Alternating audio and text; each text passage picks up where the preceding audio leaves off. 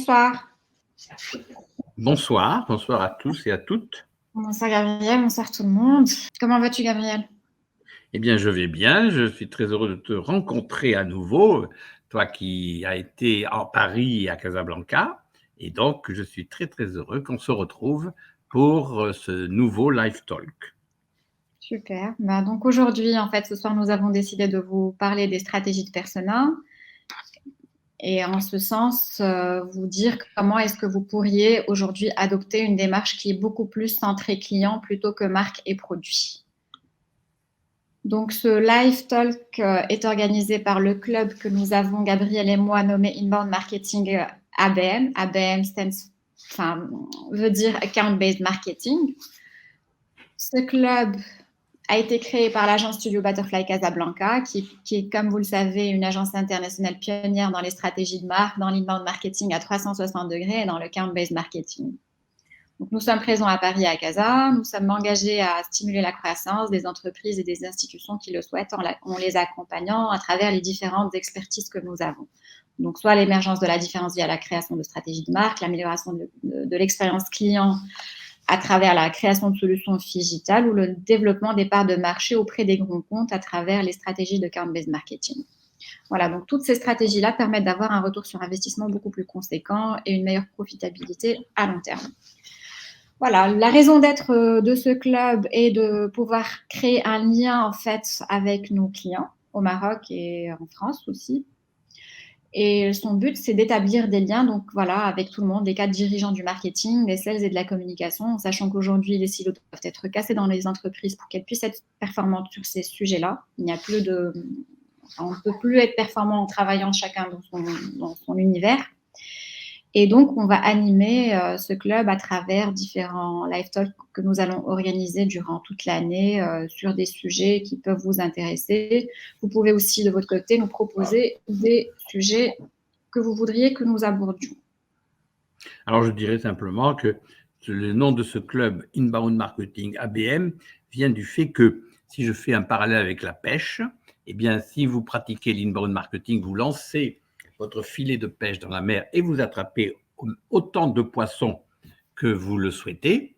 Par contre, quand vous commencez à ramasser des poissons et que vous entrez en ABM, Account Based Marketing, eh bien, parmi les poissons que vous avez pêchés, vous sélectionnez les plus gros poissons qui, effectivement, rapportent le plus. Donc, vous voyez, on va de manière tout à fait linéaire et logique de l'inbound marketing à l'ABM, d'où le nom du club.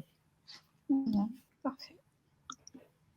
Alors, durant ce live talk, qui est le deuxième que nous organisons, nous allons en fait couvrir ce que c'est qu'une stratégie, pourquoi est-ce qu'il faudra créer une stratégie de persona, comment créer ces personas et quels sont les next steps à mettre en place une fois que nous avons créé les personas. Et puis par la suite, nous allons présenter un certain nombre de business cases sur lesquels nous avons travaillé. Donc, pourquoi créer une stratégie de persona?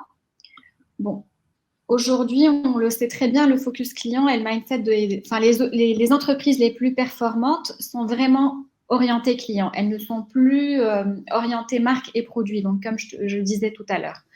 Pourquoi? Parce qu'aujourd'hui, nous sommes dans un univers sur des marchés où la concurrence elle est extrêmement exacerbée et nous sommes sur un marché où le digital a entraîné de grands changements dans le comportement des consommateurs. Donc ces changements-là ont induit justement le fait de déplacer l'attention des entreprises de l'orientation marque vers l'orientation client. Et là, je vais un petit peu plus développer pour dire que voilà, par le passé, en fait, les marques, elles partageaient leur histoire. Elles faisaient ce qu'on appelait le storytelling. Donc, elles avaient une histoire à raconter. Elles développaient le récit et elles amenaient les clients dans le récit qu'elles créaient. Donc, en fait, et en choisissant ces marques-là, le client pouvait s'identifier à ces marques. Donc, voilà. Et littéralement, en fait, le client s'identifiait aux marques ça faisait qu'en fait, en s'identifiant à ces marques, en achetant ces marques et en les consommant, il s'identifiait à cet univers ou à ce récit que la marque crée. C'est-à-dire que voilà, quand il va aller typiquement au Club Med, c'est l'histoire Club Med, c'est l'expérience Club Med qu'il va raconter. Voilà, je vais au Club Med, donc je suis je corresponds à cet univers de marque-là, par exemple. N'est-ce pas, Gabriel?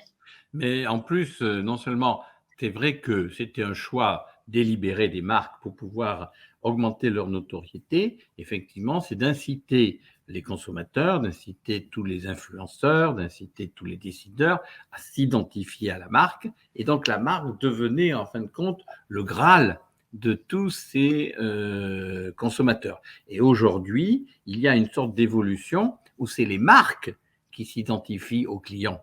Donc, vous voyez ce changement de paradigme, c'est-à-dire qu'aujourd'hui, le client est roi, le client assume sa personnalité et c'est les marques qui s'adaptent aux personnalités des consommateurs, d'où les marques deviennent un peu évolutives et doivent avoir dans leur, je dirais, pédigré, dans leur ADN, cette capacité d'évoluer en fonction des personnalités des consommateurs, d'où, comme nous le verrons dans quelques moments, cette nécessaire personnalisation, cette même nécessaire hyper-personnalisation que l'on doit mettre en avant via les personas. Tout à fait. Donc voilà, aujourd'hui, les marques doivent se concentrer vraiment sur le client, donc être orientées client et montrer comment est-ce que le produit ou le service peut améliorer l'histoire personnelle en fait du consommateur ou du client. Voilà, nous avons parlé de ces paramètres-là aujourd'hui qui impactent l'univers des entreprises, qui sont la concurrence exacerbée sur tous les marchés et le digital qui fait que nous sommes aujourd'hui dans cette ère de partage et d'économie collaborative qui est disruptée aussi par des nouveaux business models qui plaisent énormément et qui sont très tendance auprès de la génération Y et Z.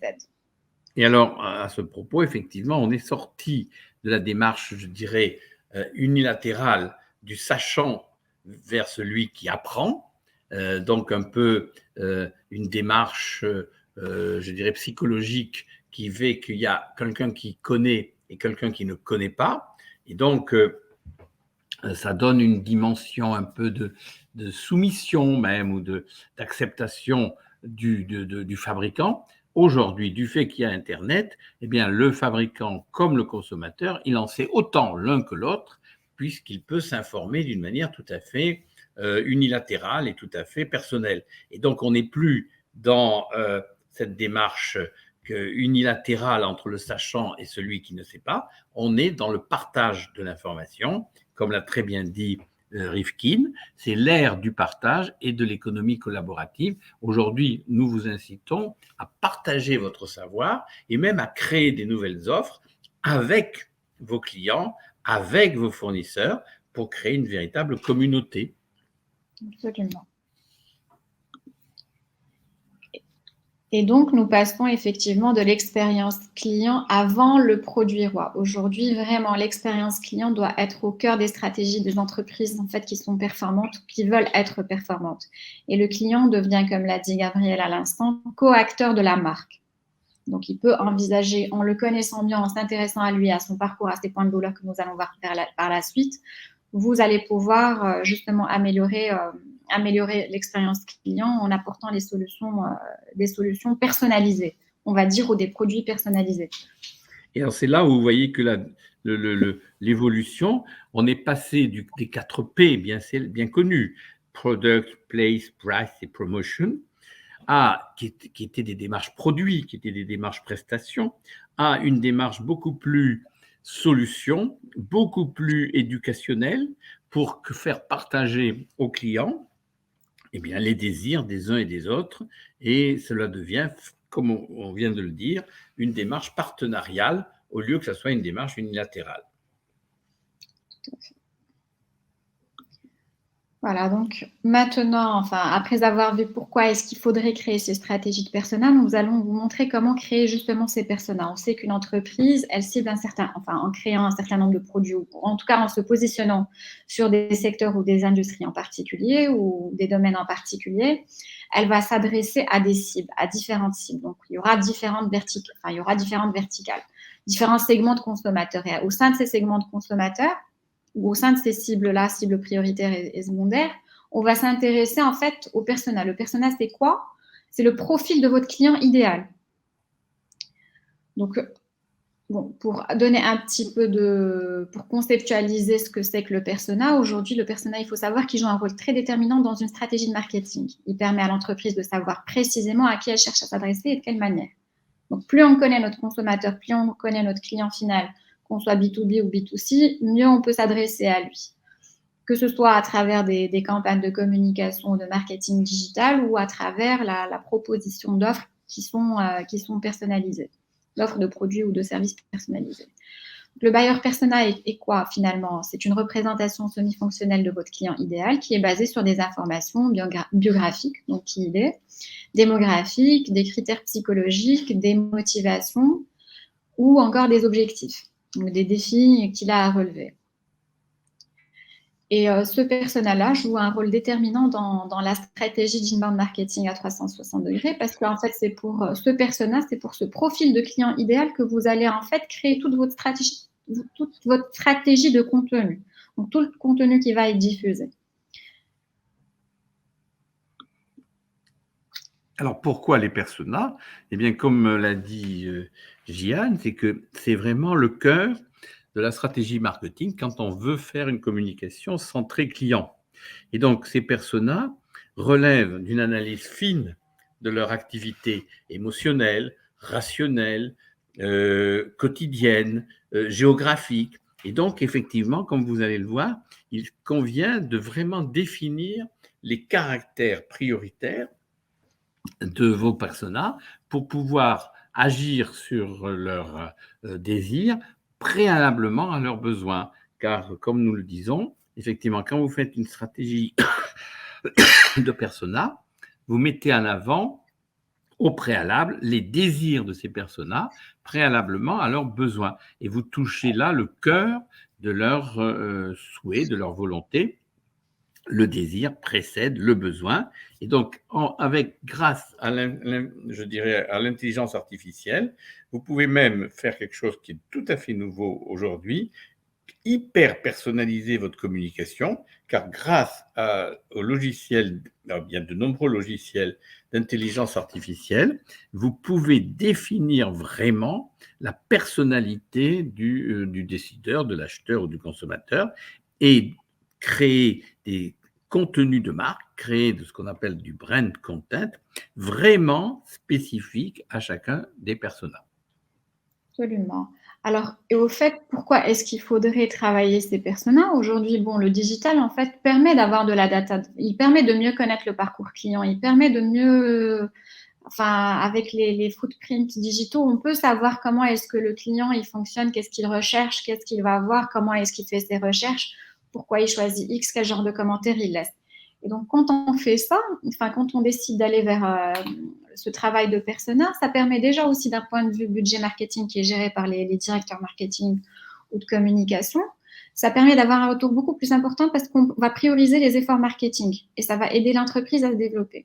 Alors, je m'explique. Quand on va cibler une catégorie de personas bien spécifique, on ne va pas en fait se disperser. On ne va pas mettre en fait, on va concentrer les efforts et les budgets sur une cible qui est vraiment le cœur de cible, qui est le profil du client idéal qui va tout de suite vous acheter. Ou en tout cas vous acheter rapidement, au lieu de s'adresser un petit peu à tout le monde et dans ce filet que vous allez lancer, bah, vous allez remonter, comme les messages ne vont pas être par la suite personnalisés, vous allez remonter moins de leads et moins de clients que si vous aviez vraiment beaucoup plus ciblé et fait ce travail de persona. Bon, comme l'a dit Gabriel, ça permet de mieux connaître la cible, donc son profil, ses points de douleur, etc., ce que nous allons pouvoir voir par la suite. Ça permet de personnaliser le contenu. Et puis, surtout, ça permet de créer une relation significative avec la cible. C'est-à-dire que quand vous allez vous intéresser au parcours client, vous allez mettre des produits, des contenus, enfin des offres ou du contenu de communication ou de marketing digital qui va être personnalisé. Et pour le coup, bah, vous allez attirer l'attention de votre client ou de votre lead. Donc là, ça permet de construire une relation plus durable avec votre audience et ça permet d'établir des relations significatives avec le marché que vous voulez adresser.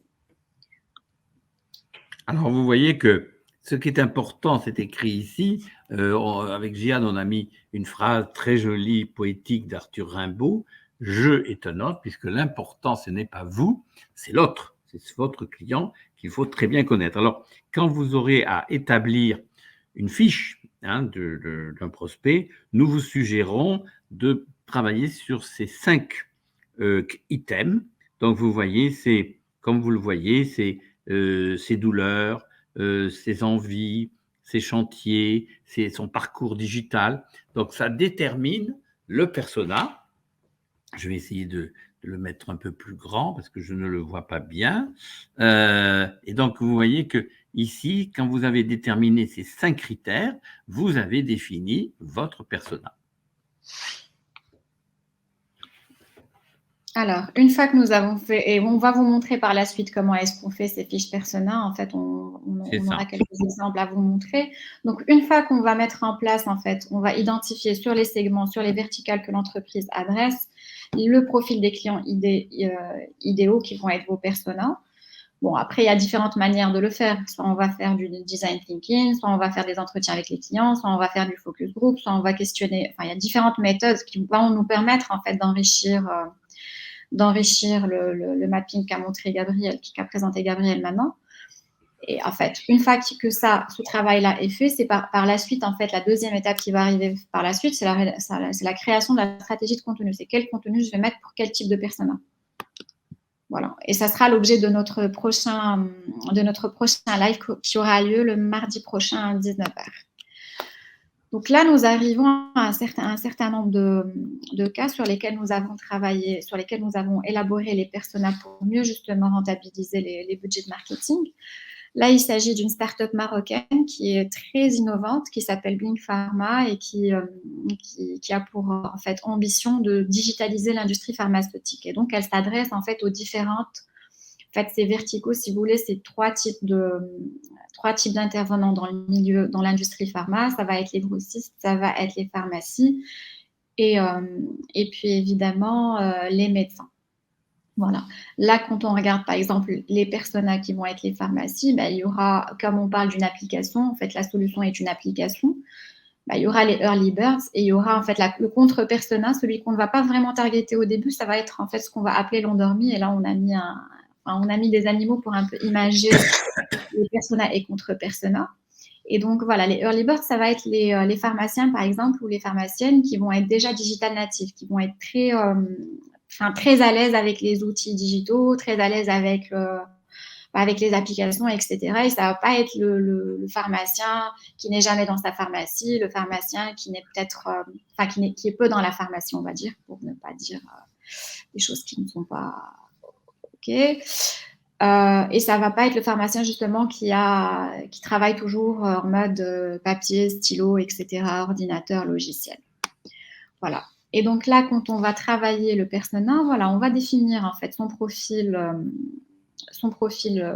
biographique, donc son genre, son âge, son éducation, sa profession, la ville où il va être. On va regarder son comportement émotionnel et rationnel. On va regarder quels sont ses objectifs, ses points de douleur, les solutions alternatives qu'il a par rapport à la solution qui est proposée par la start-up. On va voir son parcours digital, son circuit d'achat et on va voir quelles sont les solutions technologiques qu'il essaye. Et on va regarder aussi quel est le contre-persona et on va identifier, on va regarder quelles sont les phrases clés qui vont ressortir en fait à travers les rencontres qu'on va avoir, les focus group qu'on va mener pour remonter de l'information qui va nous permettre en fait de mieux travailler le contenu et de préparer un contenu de communication qui est extrêmement ciblé et qui va plus parler en fait à l'audience qu'on veut targeter. Là, nous avons un autre exemple. Par exemple, vous voyez, c'est un exemple tout à fait récent sur lequel on a travaillé Gian et moi, et qui est vraiment l'exemple même de la vision différente que nous avons, nous, par rapport à des démarches nombrilistes, par rapport à des démarches qui mettent toujours l'accent au départ sur les plus-values, sur l'offre, sur qui nous sommes, qui est une tendance naturelle. On est amené plus facilement à parler de soi qu'à parler des autres. Alors voilà un cas d'une société qui s'appelle KXO Formation et qui vend justement sa capacité, qui vend une plateforme de gestion des formations pour dire quelque part à son client, écoutez, vous vous occupez de la formation et nous, on s'occupe de tout le reste en termes de documents administratifs, formulaires, questionnaire de satisfaction, logistique, réservation d'hôtel, enfin tout ce qui ne concerne pas le métier du client qui est d'organiser des formations. Et alors, au lieu de dire simplement au départ, voilà qui nous sommes, voilà nos plus-values, voilà quels sont tous nos atouts, regardez ce qui est dans cette slide. Au début, il y a écrit « Je suis administrateur ». Donc, on fait parler le client de KXO Formation, qui est un administrateur, et il dit, vous voyez, ma session de formation approche, c'est son problème, c'est son point de douleur. Et il dit, le temps presse. Alors, quand vous lirez, après les interviews que nous avons menées auprès d'administrateurs, on a pris la substantifique moelle de leurs desiderata, de leurs besoins, de leurs envies, de leurs désirs, de leurs problèmes. Vous voyez, il y a écrit « Je dois faire signer les conventions, envoyer les questionnaires, inscrire les participants, sans oublier les factures, vérifier les paiements, blablabla, bla, bla, bla. Et à la fin, mais que faire en si peu de temps ?» Donc, vous voyez que c'est ce que nous aimons faire, c'est que l'on met immédiatement en avant les points de douleur du client potentiel. Et à droite, il y a la solution. KX Formation, pas de souci, choisissez KX Formation. Et là, on explique en peu de mots les avantages, les atouts, le positionnement de la société KX Formation. Et c'est comme ça qu'on a développé tout. La vidéo, c'est une vidéo motion design. Là, vous avez le début du storyboard, mais on vous le présente parce que c'est symptomatique de notre vision. Mettre d'abord en avant la problématique client et ensuite offrir la solution de la société concernée et pas l'inverse. Voilà. Et donc, nous vous suggérons, c'est ce qu'on appelle une communication centrée client. Exactement. Et voilà. Et quand on fait aussi ce travail de persona, en fait, ça permet aux marques ou aux entreprises de proposer en fait des solutions intéressantes qui permettent d'améliorer l'expérience client ou l'expérience prospect. Là, c'est un exemple. Par exemple, il y a des marques de retail ou des marques de restauration qui aujourd'hui proposent des parcours omnicanaux, c'est-à-dire que vous pouvez, par exemple, sur un retail, commander, par exemple, vos vêtements en ligne, vous faire livrer en magasin de votre choix. Vous arrivez, vous récupérez votre colis et puis vous allez essayer chez vous. Et là, la marque, en vous connaissant bien et en vous targetant bien avec les bons messages, vraiment, ça permet à la marque de proposer une solution digitale, on va dire, qui permet vraiment d'optimiser l'expérience client et son parcours. Là, il y a l'exemple de cette application qui avait été développée par Starbucks qui permet justement d'optimiser l'expérience client pour les habitués du café. C'est le click and collect. Au lieu d'aller faire la file d'attente pour acheter le café du matin ou de l'après-midi, voilà, en faisant une commande sur une application, la commande est prête au moment où vous arrivez et puis ça vous permet d'enregistrer un certain nombre, tous les achats que vous faites sur l'historique de l'appli et puis par la suite, ça permet de gagner des points et d'avoir des boissons gratuites. Donc tout ça, en fait, en connaissant bien le client en fait et ses habitudes d'achat, son mode de consommation, etc., notamment la génération Y et Z, la bonne connaissance du client permet justement en fait la proposition de solutions qui sont vraiment extrêmement personnalisées et qui permettent d'améliorer le parcours et de créer une relation durable avec la marque, chose qui est extrêmement importante. Alors voilà un autre exemple. Dorman est un cabinet de recouvrement de créances. Et là encore, au lieu de s'adresser de manière générique et générale à toute société qui a des problèmes de créances, eh bien, nous avons déterminé plusieurs types de personas en leur donnant même un pseudo, comme vous voyez. Parce que selon le comportement de ces personas, on va pouvoir leur écrire spécifiquement à chacun d'eux selon leur tempérament, selon leur approche. Et vous voyez, par exemple, dans les 6 personas que nous avons déterminés, par exemple, je prends celui l'endormi, c'est-à-dire c'est un persona qui a eu en contact avec la société Dorma, mais qui n'a pas poursuivi. Bon, par fatigue ou par oubli ou par laxisme. Donc, on les a dénommés les endormis. Et vous allez voir qu'à ces endormis, on va leur envoyer un emailing spécifique. Si tu veux, Jeanne, montrer le document, voilà. Et donc, vous voyez, comme c'est écrit, le contenu est personnalisé puisqu'on a écrit 4 raisons pour redécouvrir le cabinet Dorman. Et oui, on les a dénommés les endormis. Eh bien, on écrit pour eux un texte spécifique tenant compte de leur statut, entre guillemets, d'endormi vis-à-vis du cabinet Dorman.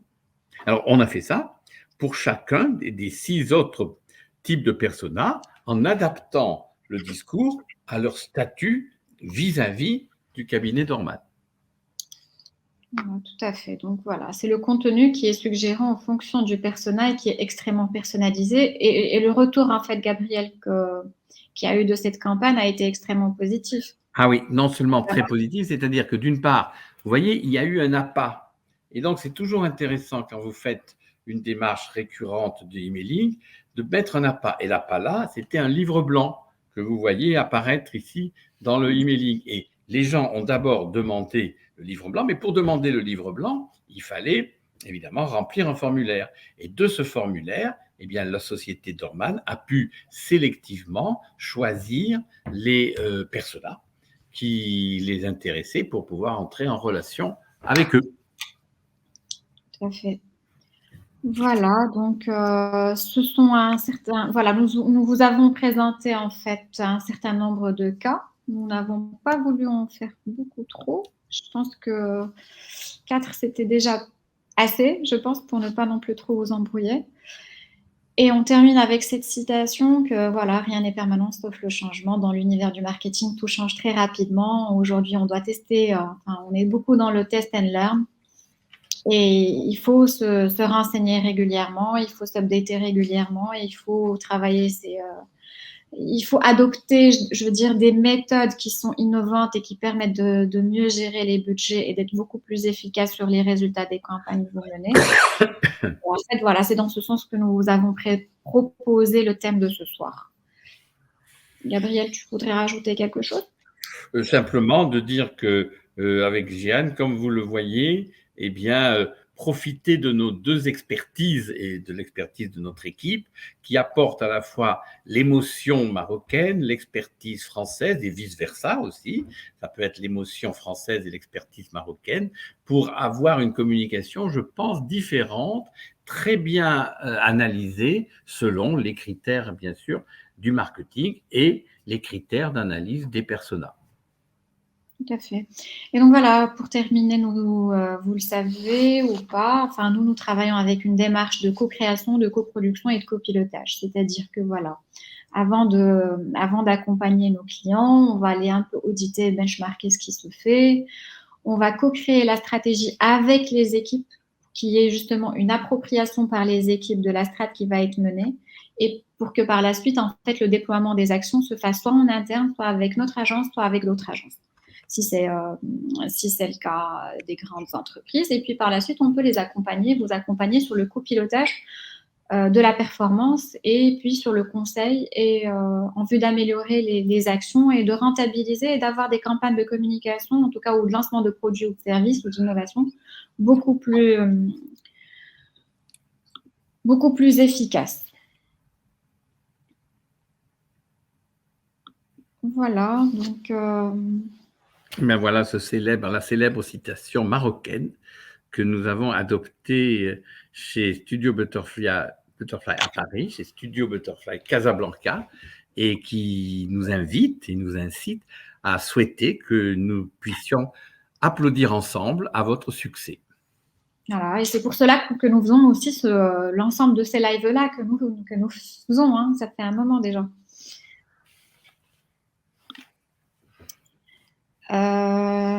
S'il y a des questions, nous sommes à votre écoute.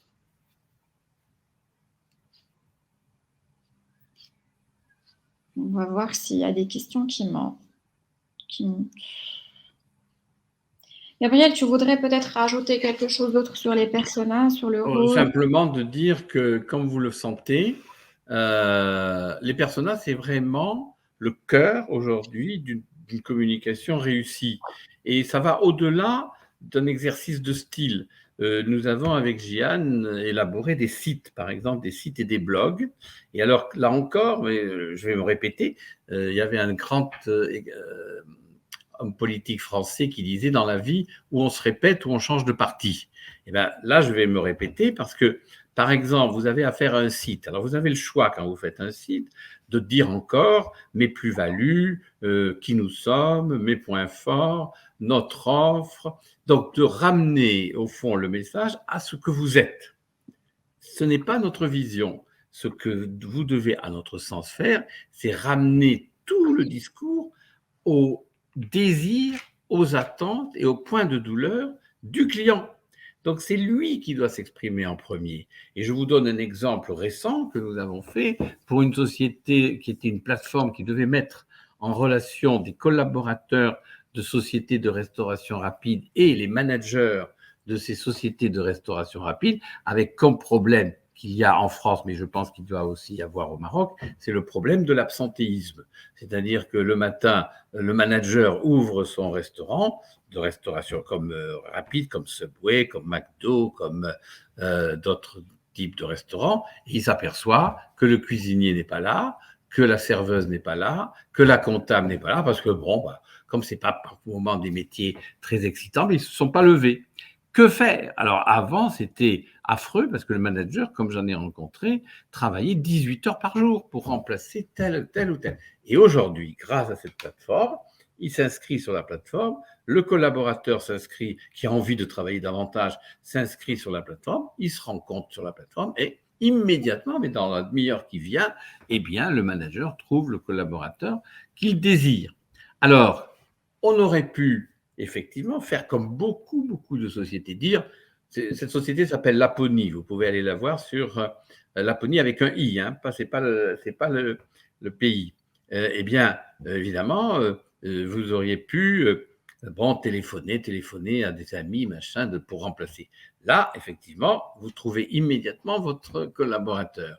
Eh bien, au lieu de dire Laponie, la société qui fait ceci, qui fait cela, qui est meilleure, qui est tout ça, non, on a fait parler le manager et on a fait parler le collaborateur. Et quand ils parlent, ils expriment leurs désirs.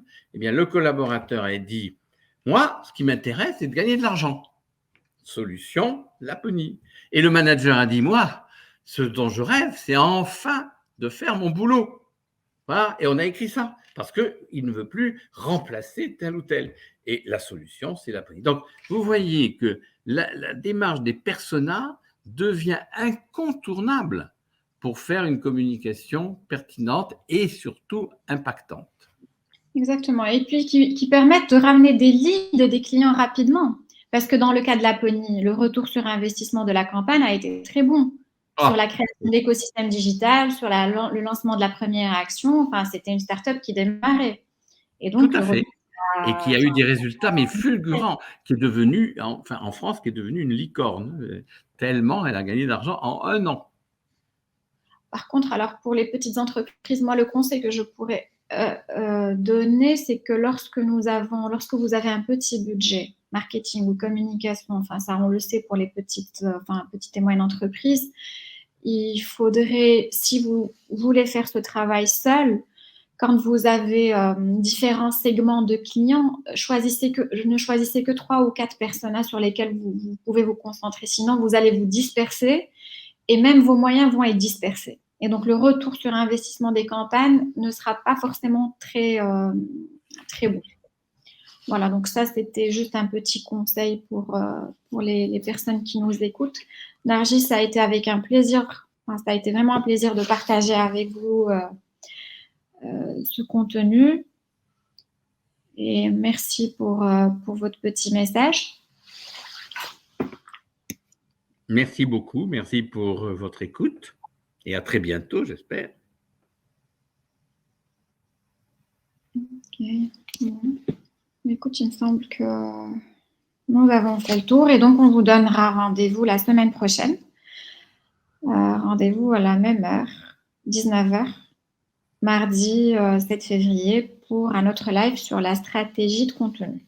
Et sinon, nous vous invitons à télécharger l'ensemble des les livres blancs qui pourraient vous intéresser sur notre site web Maroc, studiobutterflycasablanca.com. Et voilà, n'hésitez pas à nous consulter si vous avez des questions, si vous avez des besoins précis, des problématiques précises que vous voulez discuter, ça sera vraiment avec plaisir. Gabriel, merci d'avoir été là. Et Gial, merci de notre binôme. Et j'espère que nous avons intéressé et répondu aux désirs de nos participants. Donc, merci à tout le monde. Merci Gabriel. Très bonne soirée à tous et puis à bientôt. À bientôt. Au revoir.